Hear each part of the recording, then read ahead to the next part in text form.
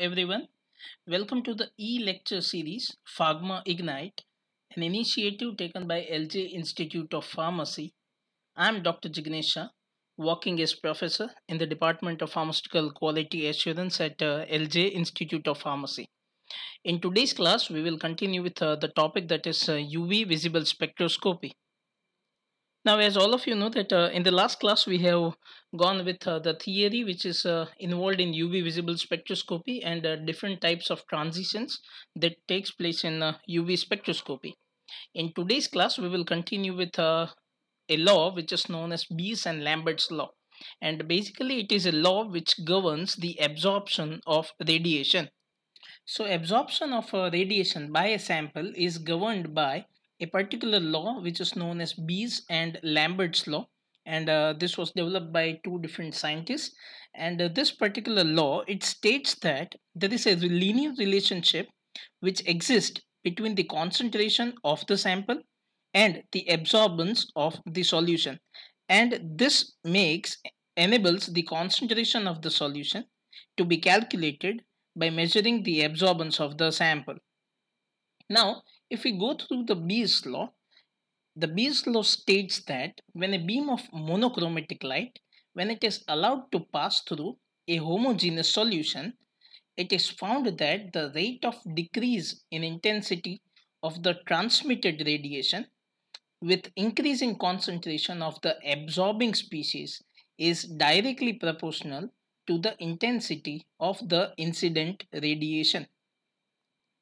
So this particular law, it basically states that it basically depends upon the quantity of light which is been absorbed by a sample of a predetermined concentration, or we can say a sample of a specific concentration which is dissolved in a fully transmitting solvent, and this concentration is directly proportional to the amount of light which is been absorbed by the sample.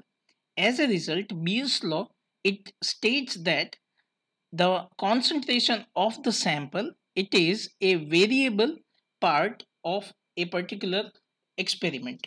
Now, here we can see that the rate of decrease in intensity of the transmitted light with increase in the concentration of the species takes place.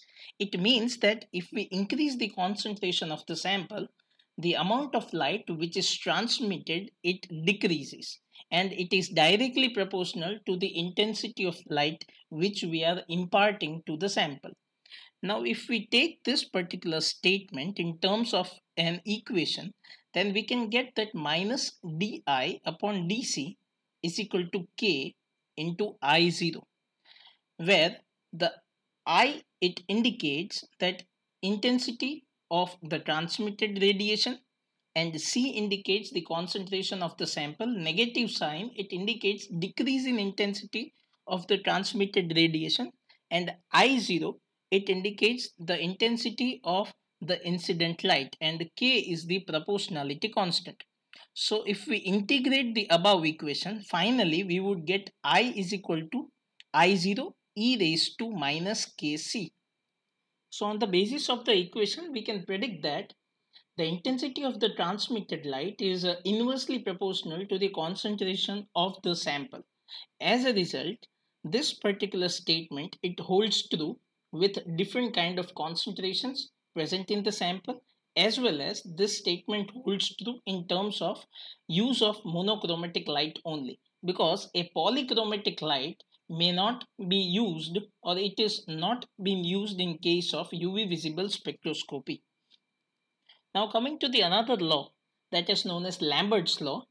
In this particular law, it states that when a beam of monochromatic light, when it is allowed to pass through a homogeneous solution, then the rate of decrease in intensity of the transmitted light with increase in thickness of the absorbing species is proportional to the intensity of the incident radiation. Now the meaning of this particular statement is that the quantity of the light which is absorbed by the sample in a fully transmitting solvent, it is proportional to the path length of the light, that is the path length in which the solution it is placed. So what would be the length of the solution that is to be determined? That is known as path length. So decrease in intensity of the transmitted light, it is dependent upon the thickness of the absorbing species. That is basically known as the path length of the absorbing species. So if we try to increase the path length, then the intensity of the transmitted radiation will decrease, and this is proportional to the intensity of incident radiation. So if we take this equation in terms of mathematical expression, then we can write it as minus di upon dt is equal to k into I0, where I0 is the incident radiation, I, it is the radiation which is transmitted, T is basically the thickness of the absorbing species, or we can say it is the path length of the absorbing species, and K is the proportionality constant. So on the basis of Lambert's law, we can say that here path length, it is variable, whereas in case of Beer's law, the concentration of the sample was variable. So basically we can say that the concentration and path length or thickness of the media, they play a very important role in Beer's and Lambert's law. Now if you combine both the equations which we got from Beer's law and which we have obtained from Lambert's law, then we can get that I is equal to I0 e raised to minus kct, where in the same equation we have considered both the variable parameters of the law, that is concentration, as well as the thickness of the media or the absorbing species. Now when we apply natural log on both the sides of the equation, the final equation which is obtained, which terms as the Beer's and Lambert's law, that is A is equal to epsilon Ct, where capital A is the absorbance of the solution, C is the concentration in moles per liter, T is the path length in terms of centimeter, epsilon, it is the molar absorptivity, that is liters per mole centimeter. So this equation, it plays a very essential role in the assay of the drug substance, that is to determine the percentage purity of the drug substance as well as the drug product. Also this equation, it is widely used in case of monographic assays, that is assay as per the monograph, it has to be done as per this equation. Impurity analysis, a particular impurity have their own epsilon value, and with the help of this we can also use this equation for impurity analytical purpose, and also analytical method validation is done on the basis of this particular equation. Now as this equation is important, this basically it is a relationship between concentration and the absorbance of the solution, and by using this equation we can determine the unknown concentration of the substance which is present in the solution. Now the epsilon value, that is the molar absorptivity, it is a sample dependent property, and it is a measure of how strong an absorber is present in the sample at a particular wavelength of the light. So every sample has a different value of epsilon, and this is considered as a fingerprint for each molecule, and this can be used for the analysis of a compound. Now as we have gone with Beer's and Lambert's law, which indicates a proportional relationship between the concentration of the sample and the absorbance of the sample, we should also go through the deviations from Beer's and Lambert's law. Now Beer's and Lambert's law basically maintains a linear relationship or a proportional relationship under specific condition, which indicates that the proportionality relationship between the absorbance of the sample and the concentration of the sample is up to a limited extent. The law, it cannot make accurate measurements at very high concentrations of the sample, because at very high concentration of the samples, the molecules of the analyte, they have strong intermolecular and electrostatic interactions, which is due to the lesser amount of space which is present between the molecules. And because of this intermolecular and electrostatic interactions, this can change the molar absorptivity of the analyte. As a result, the equation will not hold true at higher concentrations. So Beer's and Lambert's law, it is subjected to two different types of deviations. One is known as real deviations and the second one is known as apparent deviation. Now, real deviations are mostly encountered in relatively concentrated solutions, that is high concentrated solutions, that is the absorbing compound is present in high concentration present inside the sample greater than 0.01 molar.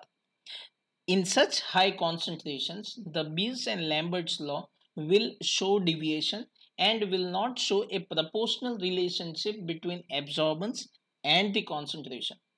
Now, these deviations are due to interaction between the absorbing species itself, or these interactions may be because of the electrostatic attraction between the sample molecules and to alterations of the refractive index of the media.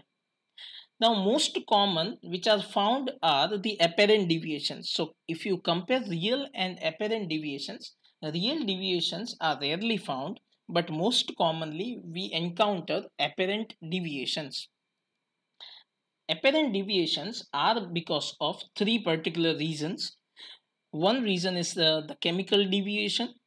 The another one is because of the stray radiations, and it may be because of polychromatic radiations also. Now, the chemical reason which is responsible for the deviation, it arises when the absorbing compound either undergoes a dissociative or associative reaction, or it may undergo a reaction with the solvent itself in which it is dissolved, and it leads to a product. It makes a product after this chemical reaction which itself have a different absorption spectra or a different absorption capacity with respect to the earlier compound which was present inside the solution. So in this case, the chemical property of the compound would change because of some kind of chemical reactions taking place inside the solution. In such conditions, deviations from Beers and Lambert's law will take place. Now these chemical reactions, they can be avoided if we use an inert solvent, so that the reaction with the solvent, it is mainly avoided, and room temperature or lesser than room temperature it is maintained while we perform the process of analysis. The second reason for deviation, it is the stray radiation, and basically the stray radiations are undesirable scattered radiation. As a result, we do not get a monochromatic light which directly focuses on the sample, and it leads to a proper excitation of the electrons. This factor is also responsible for the deviation from Beers and Lambert's law. This particular problem or deviation, it can be avoided if we maintain the thickness of the entry slit and the exit slit in the spectrophotometer. The last one which has an influence on Beers and Lambert's law is the polychromatic radiation. As I told earlier, that Beers and Lambert's law, it is only applicable in monochromatic light. Polychromatic radiation has wide wavelength. It is associated with wider wavelengths and energy spectrum. As a result, it is unable to excite the electrons present inside the molecule up to an influential extent. As a result, these polychromatic radiations, they should be converted into monochromatic radiations. Then only there will be a strict adherence to Beer's law, which is observed with respect to sample and with respect to the concentration. So with this we complete Beers and Lambert's law and deviation from Beers and Lambert's law. In the next class we'll go with the chromophore and auxochrome concept. Please do follow our YouTube channel, that is Pharma Ignite. Thank you very much.